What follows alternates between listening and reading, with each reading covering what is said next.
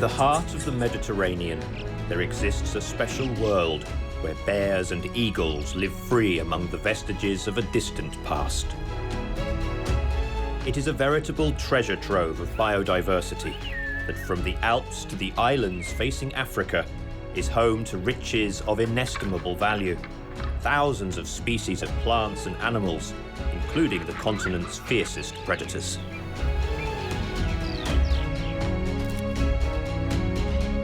This is Italy. Here, among the art and the history, a wild heart beats.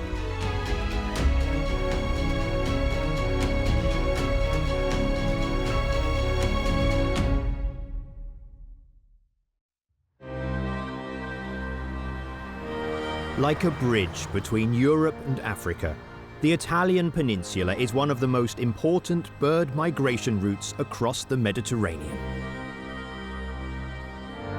A path that millions of migratory birds follow, so that the population in Rome doubles in a few days. Every autumn, the sky is obscured by clouds of starlings arriving from northern Europe to sleep in the city's tree-lined avenues and parks. For a few months, they create havoc in the city's already chaotic routine. Someone tries to take them on using all of his extraordinary aerial skills. A patrol of winged predators turn the skies of the city into a theatre in which to demonstrate their acrobatic hunting skills.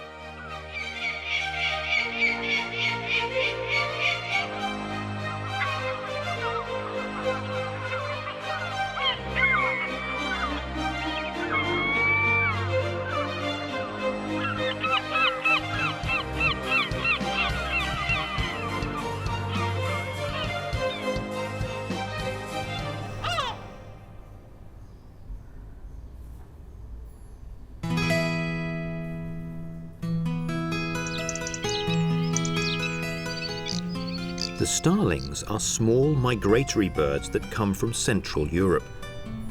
They are driven here by the cold that has gripped the countryside to the north of the Alps and are attracted to Rome by the prospect of spending a few weeks in a warm, friendly city.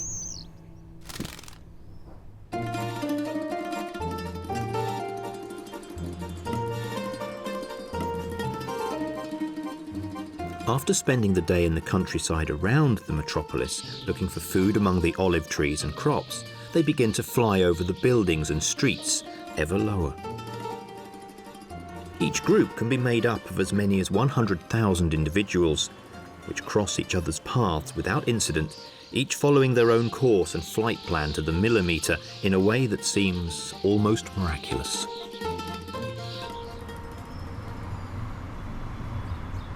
Starlings are gregarious birds. They like to travel together and stay close to each other, to keep warm and feel safe, and above all, to exchange information about the best places to find food. This is why the flocks fly for long periods before settling on their perches, in order to signal to isolated patrols and to individuals that have lost contact with the group where to go to find company and enjoy the advantages of the gregarious life. The arrival of the starlings represents a distinctly unpleasant occurrence that needs to be faced with an umbrella, even when it is not raining.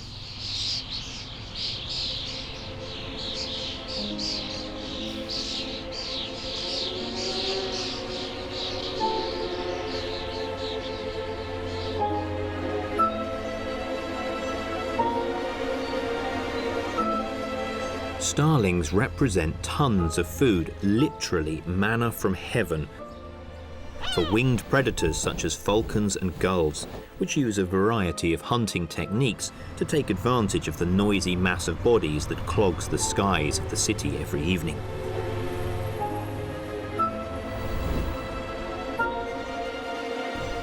The Peregrine Falcon operates in a surgical manner, a style of aerial hunting that has made it the falconer's favourite hawk for millennia.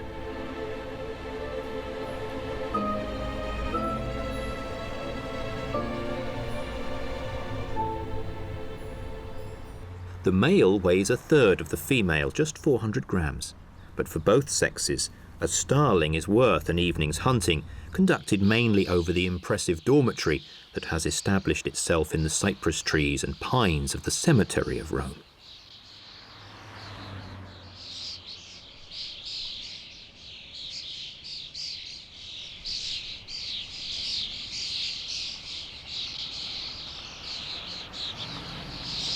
The starlings seek refuge in the evergreen trees, but before they reach the protection of the foliage, they must fly for quite a while, and the peregrines take full advantage of the opportunity to catch them.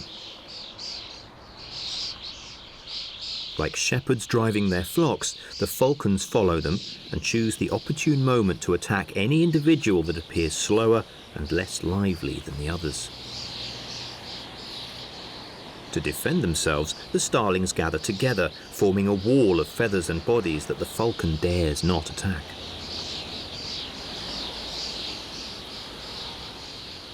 With sudden aerial maneuvers, always maintaining the group's unity with perfectly synchronized movements, they confront the hunter with an indistinct mass that is difficult to attack, above all because it is very hard to identify the weakest specimen among the 10,000 bodies and 20,000 wings.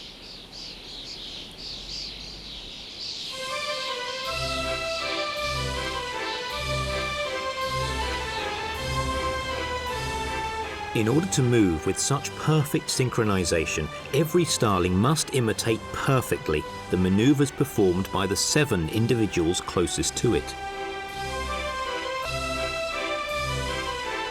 The result is a wave of bodies. But before it gets dark, the hawk will have isolated a specimen, one that is slower and less agile than the others, and its fate will be sealed.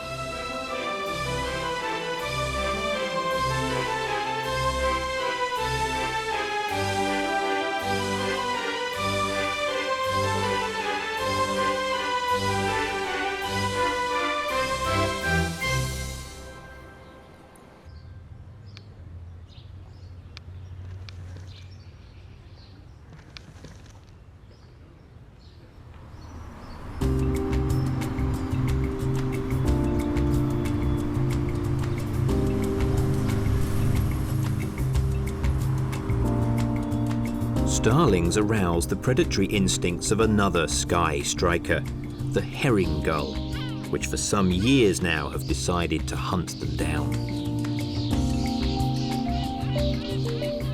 They are not skilled predators like peregrines. They do not have claws to grab the flying starlings, but they can rush headlong into the group and strike out blindly with their sharp beaks and wings, trying to bring down the smaller birds. It is a game of skill. The starlings are more skillful, but slower. They can only save themselves by swooping down into the trees and sheltering in the branches. But if they perch too high and in view, the gulls may sweep down and try to hit them. The crows look on without intervening. They do not have the speed, strength, or long, wide wings necessary to hunt birds in flight.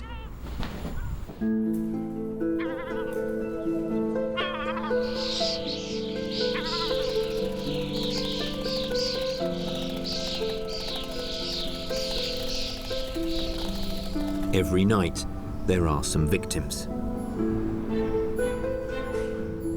But there are always lots left, and finally, they can settle down to sleep.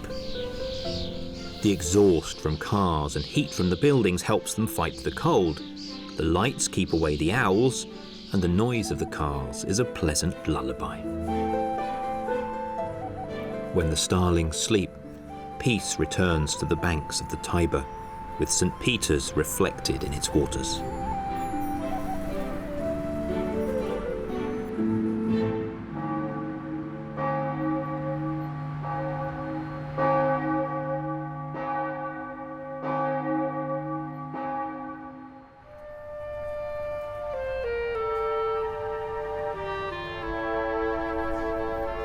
Birds have always held a special place in the history of Rome, ever since they indicated the place where Romulus should found the city. It was by observing the flight of birds that the first king of Rome knew that it was on the Palatine Hill on the banks of the Tiber that the gods wanted to site the city that was to dominate the ancient world.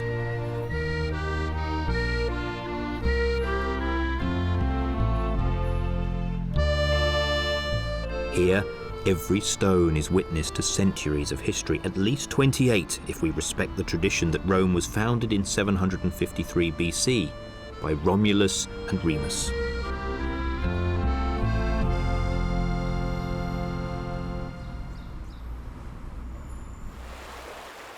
A lot of water has passed under the bridges of the River Tiber since then, but the birds continue to be a living, even intrusive presence. It could be said that Rome is in the hands, or rather in the claws, of the birds.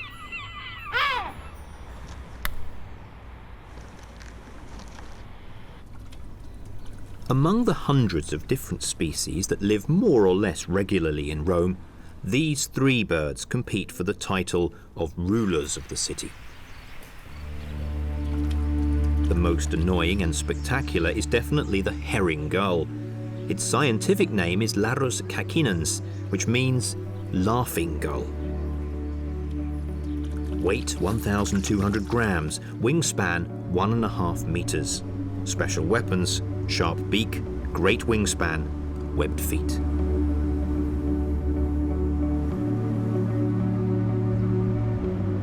And here is the challenger, the Peregrine Falcon. Special weapons, it is the fastest bird in the world, has strong talons and amazing eyesight.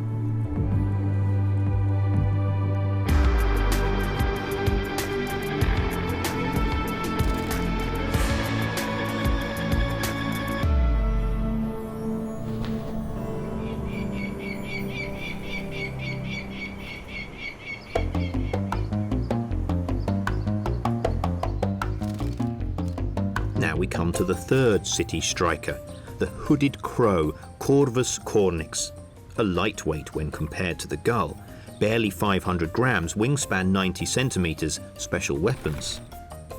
Intelligence. The intelligence of crows is comparable to that of monkeys.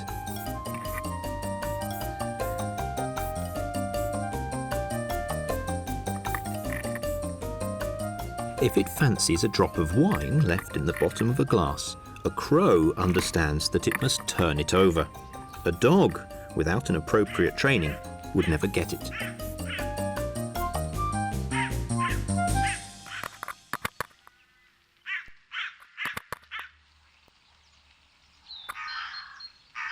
However, the crow does not want to have its picture taken. Three birds in black and white, absolutely colourless. But no, look closer. The herring gull sports a beautiful yellow bill with a red tip. The peregrine falcon has yellow legs and a beautiful blue ash-grey mantle. And the crow? There is nothing to be done. It is irredeemably grey and black. They are very different, but they also have much in common. The reason why in recent decades these three species have invaded Rome are the same. They have chosen to live in the city because food is abundant. Indeed, we will witness a fight to the last feather that will in the end decide which of them will eventually take over the city.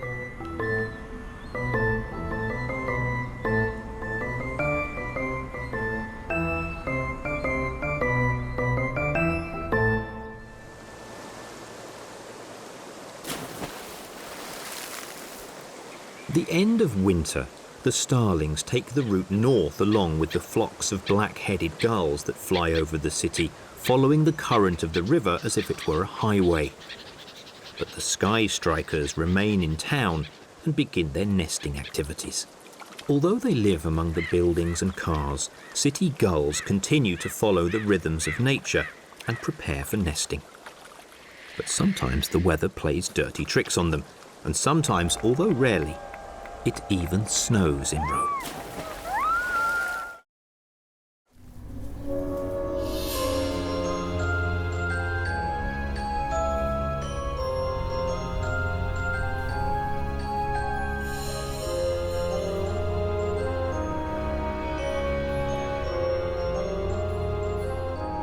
It has been snowing all night, and in the morning, it is as if the city has gone into hibernation. Poorly equipped to face the snow with vehicles without snow chains and tyres, most Romans have stayed at home. Schools, shops and offices are closed. The city is like a ghost town, completely in a daze and unable to react.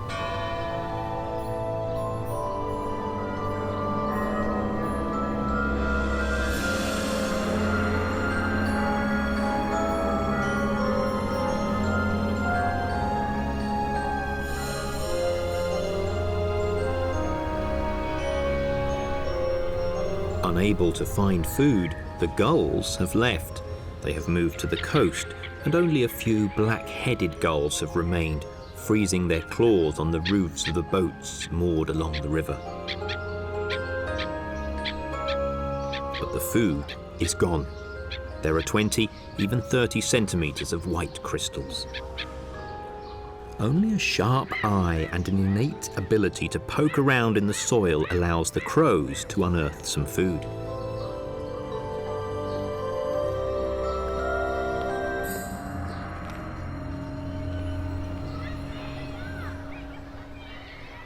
In the snow, you can find the rarest and most endangered bird in the city.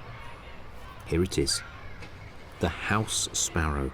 Once extremely common, today so rare that it is in danger of extinction.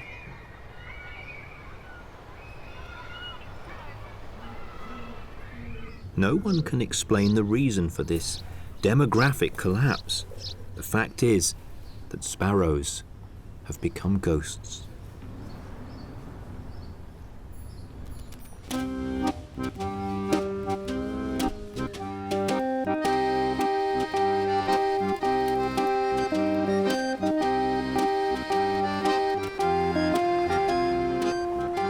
For the gulls, the crows and the peregrine falcons, as well as the many other species of birds that live in the city's park, the nesting season begins.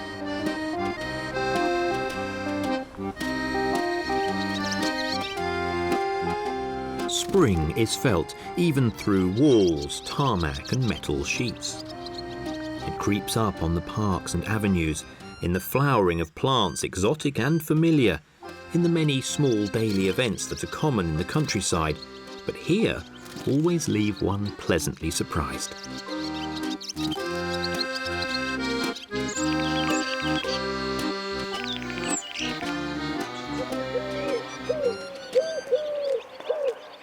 Villa Borghese overlooks the city from the heights of the Pincio Hill, which offers fabulous views of the Church of St. Peter's emerging from among the rooftops like a giant marble cliff. In spring, bushes and trees display nature's very finest colours for a few days. Almost all the starlings have left, and there are only a few nesting in the city and performing their multilingual trills.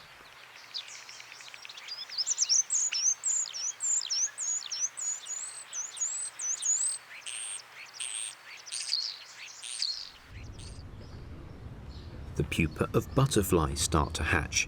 The showy swallowtail appears, gradually spreading its wings in tepid spring sunshine. The many species of insects that thrive in the summer in the park include not only big fat rhinoceros beetles, but also the attractive but terrible palm weevils.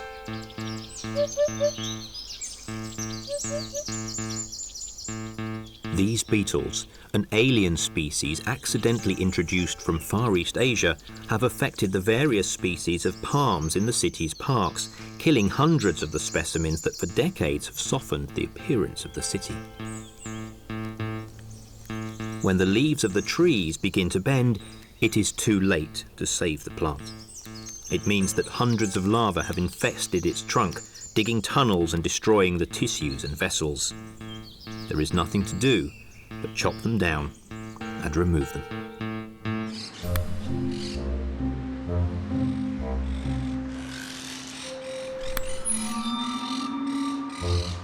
The city is full of exotic plants from the furthest corners of the globe.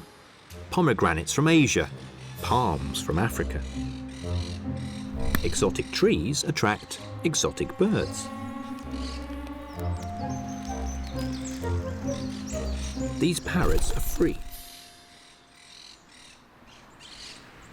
Rome has been invaded by parrots, in fact by 2 different species. Ring-necked parakeets are of Asian origin, and although they too probably escaped from some aviary, there is the remote possibility that they just flew in from the Middle East. They nest in the hollows of tree trunks individually, but come together to feed from trees bearing their favourite fruits. They look exotic and amaze and surprise Roman citizens, but little by little they are becoming perfectly integrated with the other inhabitants of the city.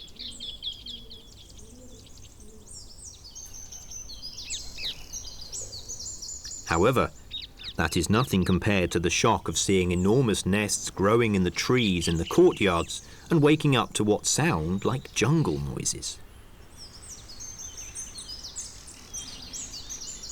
Monk parakeets nest in cedars and other large trees. They build colonial nests of twigs and pine needles constructed rapidly by chattering green and grey birds that swoop down to the ground to eat seeds and, if they get the chance, to pinch the food of the animals in the nearby zoo.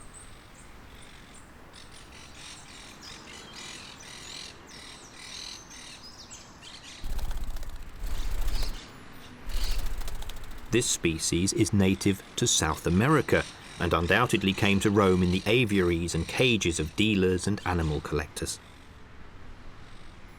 Sometimes ring-necked parakeets fly down to eat on the ground and, moving with a waddling gait on their short legs, go in search of seeds that have fallen among the gravel of the park.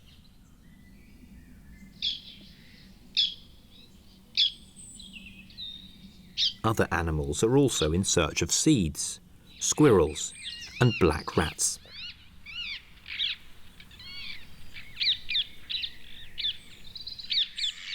The squirrels are not reddish like their alpine and European cousins. Mediterranean squirrels are darker in colour. They are considered cute, whereas rats are at best ignored, but more often hated and persecuted. Yet they are both rodents and they have similar habits. True, black rats have hairless tails, but seen up close, they're not so bad.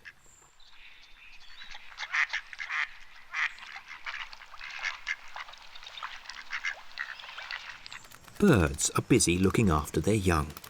It is the trickiest period of their existence, and each pair is trying to build a nest in a safe place.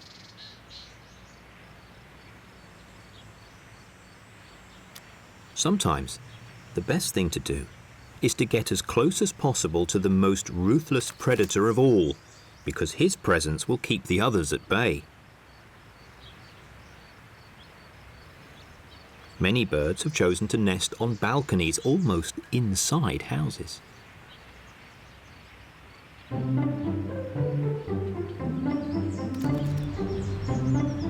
This hoopoe has made its nest in a wall of tufa, a light, porous stone also used by the ancient Romans. These birds love to look for food on the lawns, freshly mown by the city council's gardeners. Their long beaks can find larvae, spiders, and all sorts of little creatures.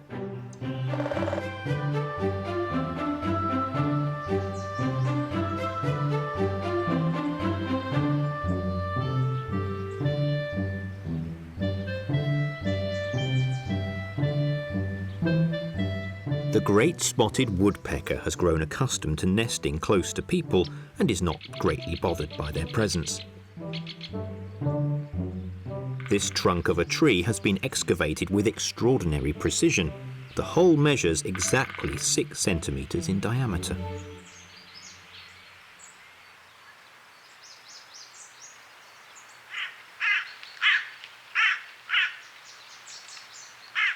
The ducks that nest in the park's lakes need 100 eyes, because these marauders keep them under strict surveillance, encircling, trying to bother them and steal their eggs.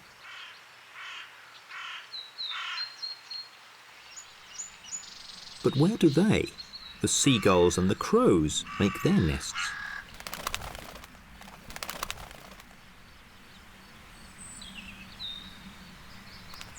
Crows nest in the tallest trees. The branches are so thin that no animal predator could climb up.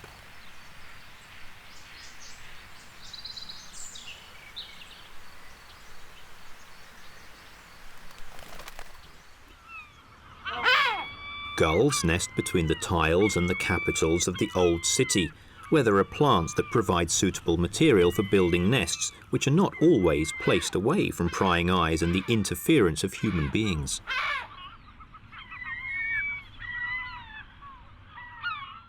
The seagull fiercely protects its brood, and it needs to, because its eggs are coveted above all by other gulls. Cannibals who do not distinguish between the eggs and chicks of their own species and those of other birds.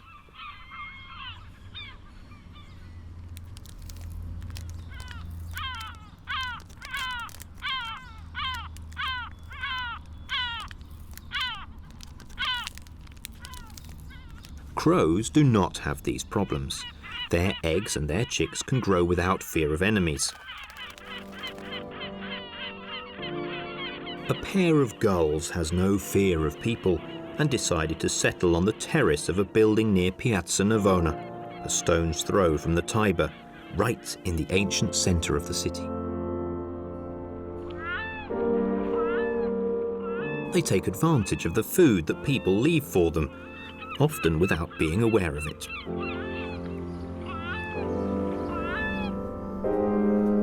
The Peregrine Falcons occupy various high structures among the city's ruins, which remind them of the rocky walls usually inhabited by pairs who live in natural environments on sea cliffs or in the mountains.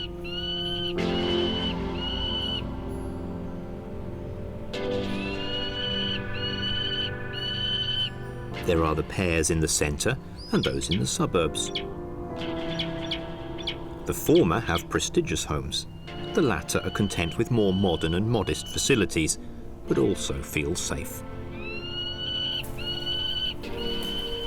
The falcon does not fear many enemies and has chosen a dominant place, a water tower where it can nest 40 feet up, as if on top of a seaside cliff.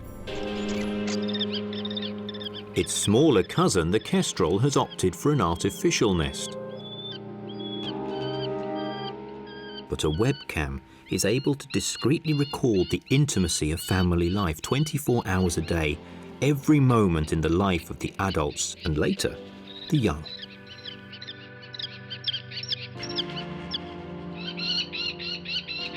In recent years, the peregrine falcons have increased, while the population of the small kestrel decreased. They are weaker. They could even be the victim of the bigger and stronger raptors.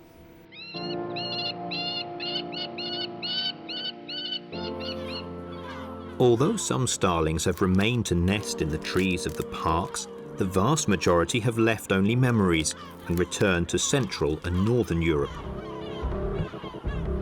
The disappearance of the starlings is not a problem for the seagulls. There is always some other winged creature to chase.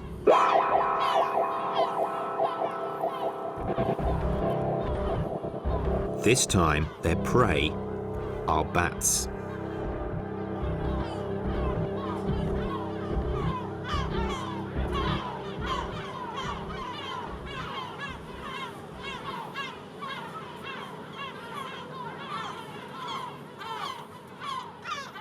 The gulls are able to bring down the bats that usually live under the arches of the bridge.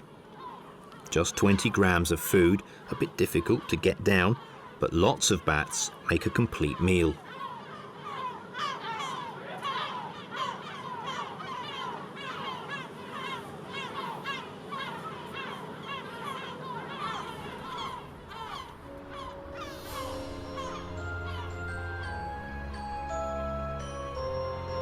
Seagulls may also be skilled hunters, but if they can eat without too much effort, they don't have to be asked twice.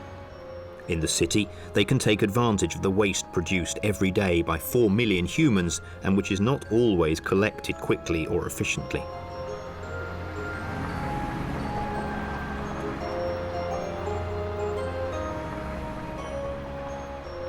as much as we try to collect the rubbish from the bins and recycle it, in a big city, a few sacks will always be missed by humans, but not by animals.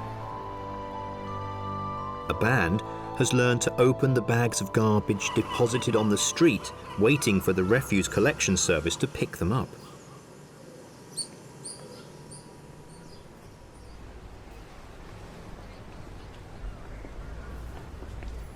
Brown rats join the banquet in full daylight.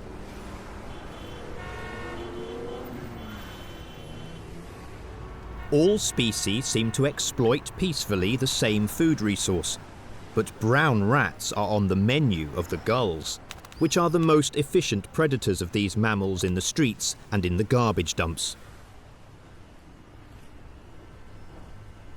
For the peregrine falcons, the disappearance of the starlings is a problem, but they deal with it by concentrating on hunting the other prey that is abundant in the city: pigeons.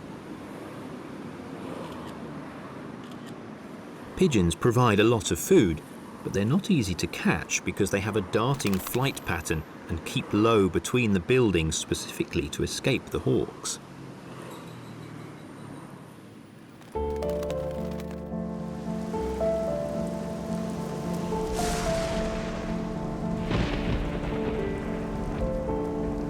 It rains, sometimes too much. The nest of the human-friendly pair has been washed away by water. Dismayed, the two search in vain for their eggs, which have fallen on the road, 4 floors down.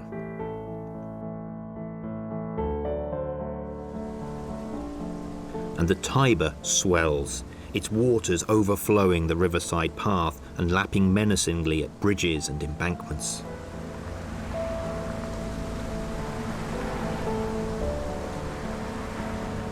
The fire brigade are on the alert. The height of the river is impressive, 7 meters higher than usual. Another 2 meters, and it will flow over the high walls erected to prevent the flooding that for millennia has been the Romans' nightmare.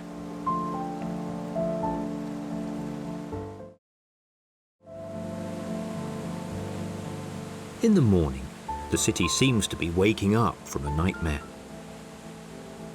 The Tiber is still very high, and the trees emerge from it as if washed there by the current. The muddy water rushes headlong towards the sea, dragging with it rubbish of all kinds. Fortunately, the river level is falling inch by inch. The danger is averted.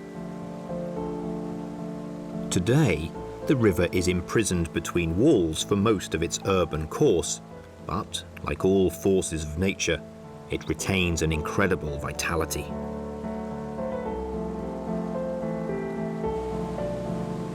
The fish life in the river is very rich and is now largely made up of exotic and invasive species such as carp and catfish. They cannot fail to attract not only cormorants, but also other anglers such as little egrets.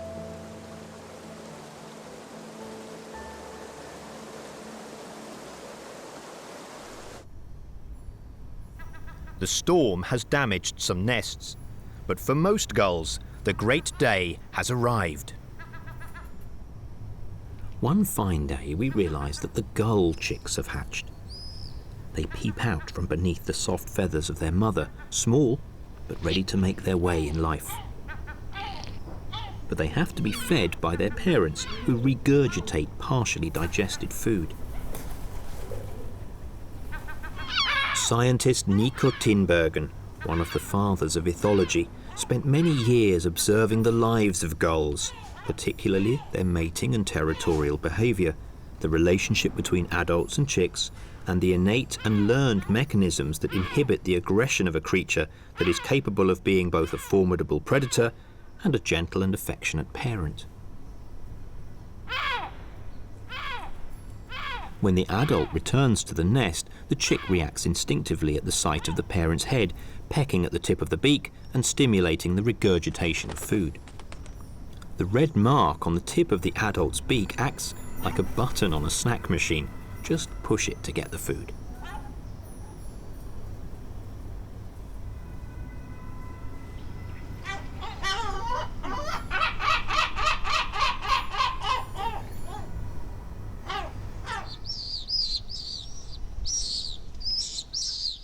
The gulls that have lost their nest seem to watch the couples lovingly defending and caring for their chicks with a certain envy.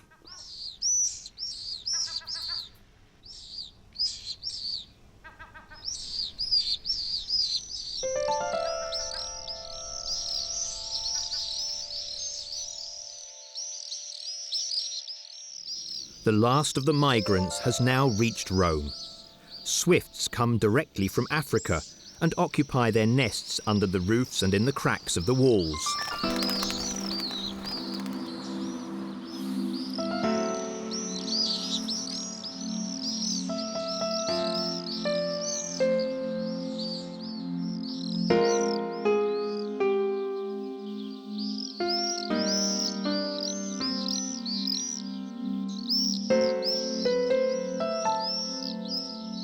Swifts live in the air, looking for dipterans and flying ants that make up a large part of their diet. They land in the nest daily, only to feed the chicks.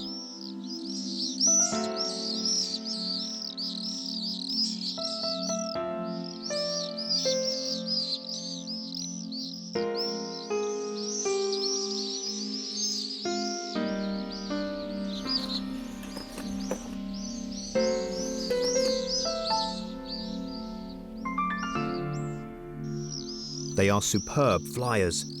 Only a skilled peregrine can try to catch them in the air. But the gulls have found the way to exploit the food resource provided by these masters of flight.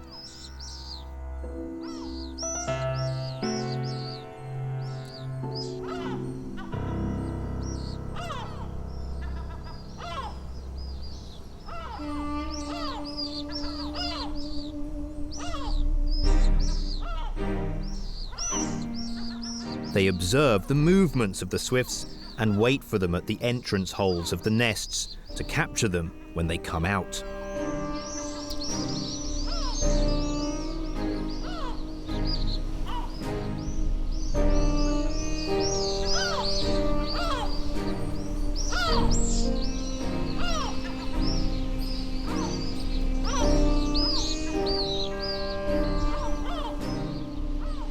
The gull's digestive capacity has no limits. Feathers, bones, legs, beak are dissolved by the powerful gastric juices to extract every calorie and nutritive particle.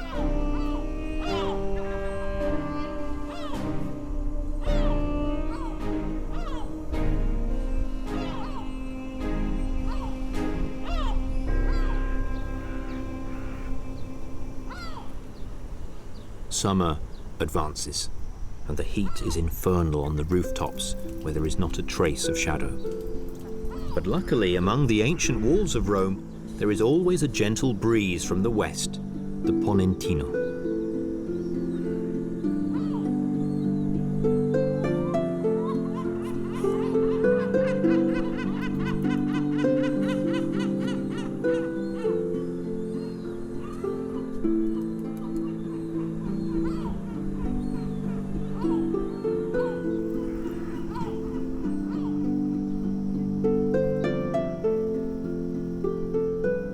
Young falcon stretch their long wings and practice flying before moving to the countryside in search of cooler air, birds, and silence.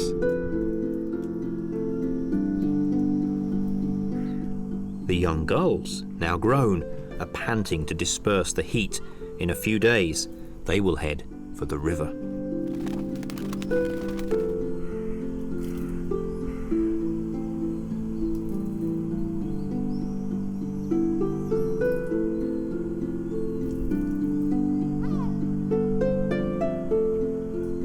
The pair that lost their nest during the storm has laid only one egg, but now they have been sitting on it for too many weeks. It won't hatch now. But one day, a miracle happens.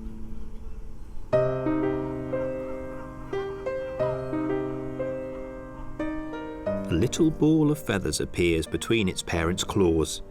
The egg has finally hatched at night when it is cooler.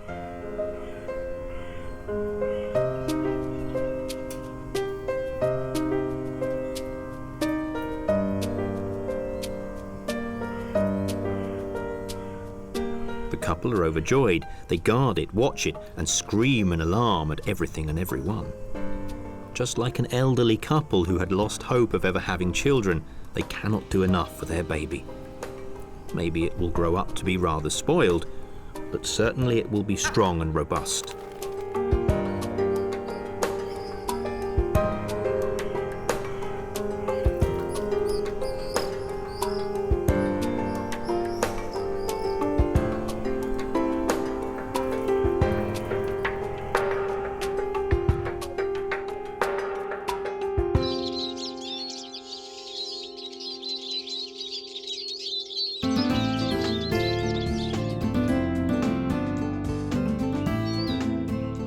Italians love to feed animals. They're always convinced that they would starve to death if they did not bring them all kinds of food. Not just leftovers, but also fresh products generously taken from their own tables. Naturally, the first recipients are always the cats, traditionally fed by gattare, cat ladies, usually women of a certain age who take care of the herds of cats roaming the streets.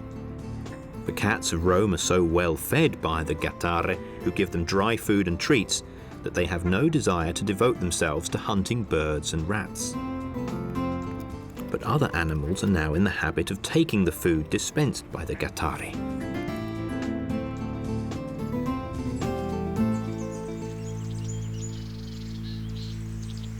Cat ladies have become fox ladies in some streets on the outskirts of the city, where foxes, having avoided persecution by hunters and farmers, have completely put aside their natural mistrust and nocturnal habits to become as affectionate as dogs.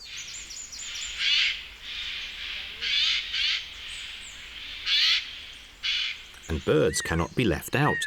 Every species is fed, from tits feasting on sunflower seeds at the garden bird feeder, to ducks and pigeons, and naturally to our friends, the contestants in the challenge in black and white. The herring gull has learned that people may be annoying and chaotic, but they also hand out food, so it has decided to trust them and accept their offerings.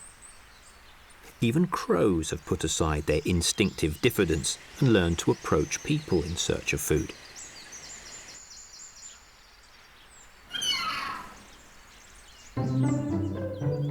This is how evolution works. The most intelligent and adaptable creatures take advantage of new circumstances. For them, the city is a laboratory of accelerated evolution, where the ability to change habits rapidly is absolutely essential for winning the challenge to survive. The crows play their trump card. They are becoming another species.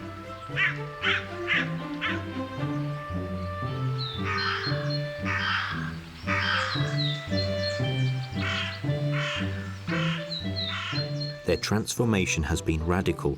Not only have they changed their habits, they have also changed their appearance. Gradually, the normal grey crows are being replaced by black ones with white markings on their wings, which are invading the city, beginning with Villa Borghese. The new look is the result of a genetic mutation that natural selection considers advantageous. It seems that the mutant males are more attractive to females and therefore reproduce more. So before our very eyes, in the short span of a few generations, a new model is rapidly emerging, replacing the original and developing into a new species, the Roman crow. They will dominate Rome and its inhabitants, at least until a new bird drives them from the throne.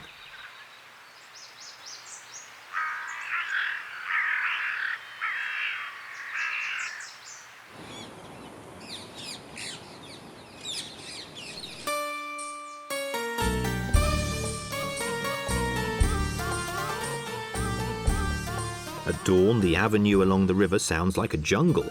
The parrots wake up in their own time and start eating the seeds of the trees. They are acrobatic like monkeys. They move along the branches to reach the leathery but nutritious seeds. They bill and coo and kiss gently. Then they move, looking for something more appetizing. Above them, the Peregrine Falcon of the Palace of Justice looks into the distance. parrots are of no interest to him. He doesn't think there will be anything edible and appetizing under that green plumage. It will take time for him to understand it. His partner has just gone to have a look at the marble sill where she will probably lay her eggs next spring, but now the hunter has more important things to do. He is waiting for the starlings. Now, it's just a matter of days.